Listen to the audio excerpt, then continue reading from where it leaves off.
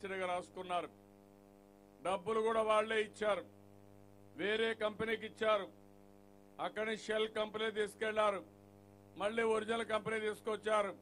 అక్కడి నుంచి మళ్ళీ హిందూజాకి ఇచ్చే పరిస్థితి వచ్చారు. డబ్బులు వాళ్ళది, మళ్ళా డబ్బులు వాళ్ళకే వెళ్తుంది, భూమి మాత్రం ఈయనకు వస్తుంది.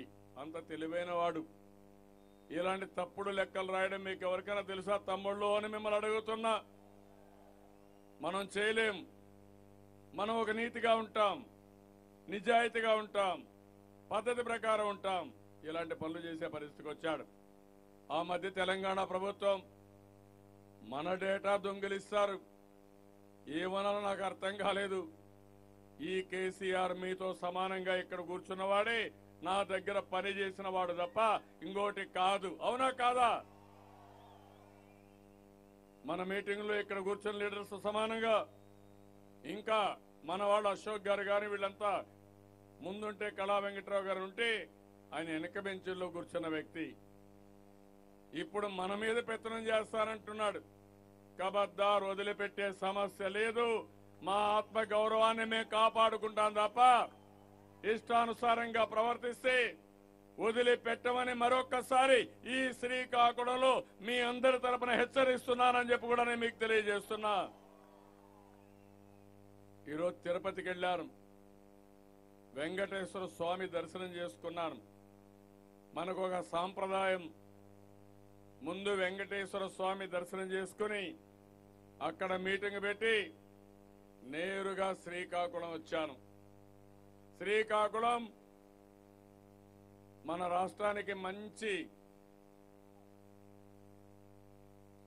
మామూలుగా వాస్తు రూపేణ ఏ పని ప్రారంభించినా శ్రీకాకుళంతో ప్రారంభిస్తే అది డెఫినెట్ గా జయప్రదం.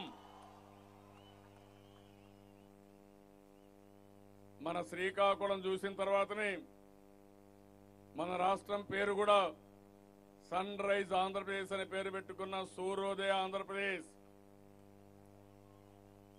నేను మిమ్మల్ని అందరినీ ఒకటే కోరుతున్నా. మా తమ్ముళ్ళ ధైర్యం చూశాను. నేను బాగా ఆలస్యంగా వచ్చాను.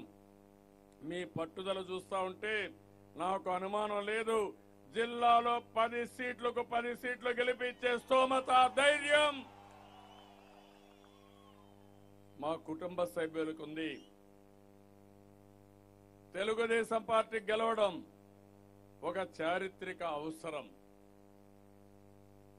ఈరోజు ఇంకొక పక్కన ఒక్క ఓటు కూడా వైఎస్ఆర్ కాంగ్రెస్ పార్టీకి ఓటేస్తే చాలా ఇబ్బందులు పాలవుతాం.